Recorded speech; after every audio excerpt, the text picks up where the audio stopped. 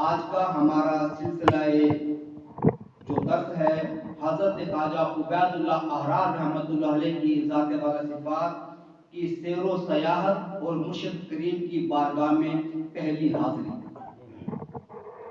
دوستان محترم، جس طرح سے پہلی نشست میں ہم نے آپ کے نام مبارک اور آپ کے القاب مبارک کے بارے میں جانا، اور پھر آپ کا ابتدا جو بلوغت کا دور تھا اس کے بارے میں جانا کہ آپ بلوغت کے دور کے اندر آپ کے شہر تاشقند اور سمرقند کے اندر جتنے بھی مزارات تھے آپ ان پر ایک ہی رات میں حاضری دے دیا کرتے تھے، اور اللہ تبارک و تعالیٰ کے جو عنایات ان پر تھی ان کو حاصل و وصول فرمایا کرتے تھے، اور آپ علم کے اندر اس قدر راسخ ہو چکے تھے اللہ تبارک و تعالیٰ کی عنایات سے کہ اس وقت کے علماء بھی یہ کہنے پر مجبور تھے کہ گو کہ ناصر الدین عبید اللہ احرار نے مدارس میں کم پڑھا ہے، لیکن اس کے باوجود بھی جب کسی کتاب سے کوئی سوال کرتا ہے تو اہل علم لاجواب ہو جاتے ہیں۔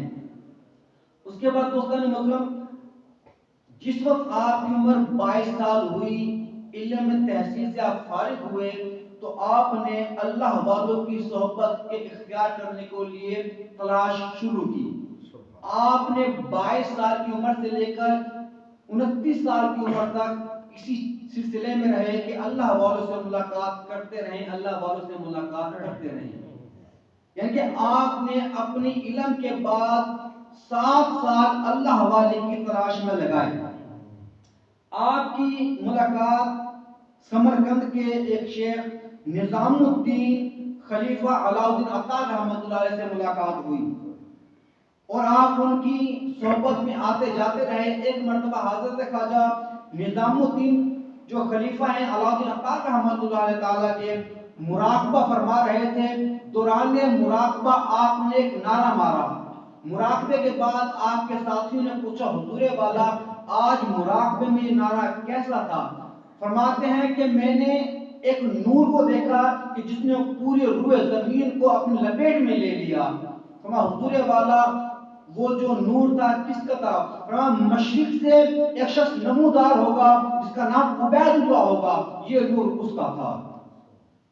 اور آپ ان کی صحبت میں آتے جاتے رہے۔ ایک مرتبہ جس کا آپ خواجہ نظام الدین خلیفہ عطار رحمۃ اللہ علیہ کی بارگاہ سے واپس جا رہے تھے تو کسی اللہ کے ولی نے پوچھا کہ یہ مرد قلندر کون ہے؟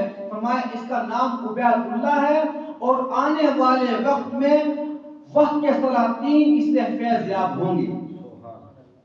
دوستان محترم، پھر سمرقند میں ہی آپ کی ملاقات حضرت قاسم تبریزی رحمۃ اللہ علیہ سے ہوئی۔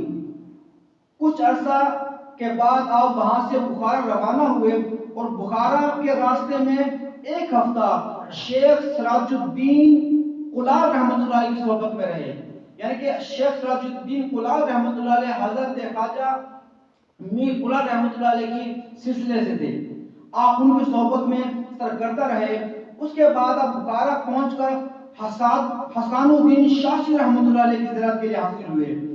حسان الدین شاشی رحمۃ اللہ علیہ جو کہ خلیفہ ہیں حضرت خواجہ امیر قلاب رحمۃ اللہ علیہ کے بزرگوں میں سے ہیں، ان کے پاس آپ نے صحبت اختیار کیا۔ اس کے بعد دوستان محترم، آپ کا یہ سلسلہ ملاقات چلتا رہا، اور حتیٰ کہ آپ سید قاسم تبریزی اور بہاؤالدین عمر رحمۃ اللہ علیہ کی صحبت میں اکثر اوقات جاتے رہے۔ اس کے بعد آپ نے شیخ زین الدین خوافی کی صحبت کو بھی اختیار فرمایا۔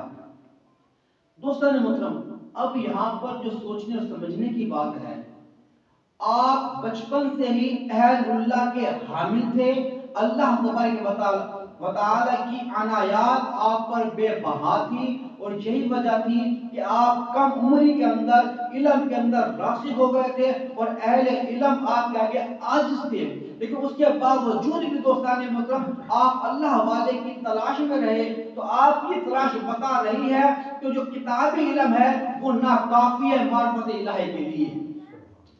اب دوستان محترم، پھر یہاں پر دوسرا سوال یہ پیدا ہوتا ہے، مولانا روم رحمۃ اللہ کا قول ہے کہ مرید کبھی بھی اپنے شیخ کو تلاش نہیں کرتا، بلکہ شیخ کی نگاہ ہی ہوتی ہے کہ جو مرید کو خود اپنے تک کھینچ لیتی ہے۔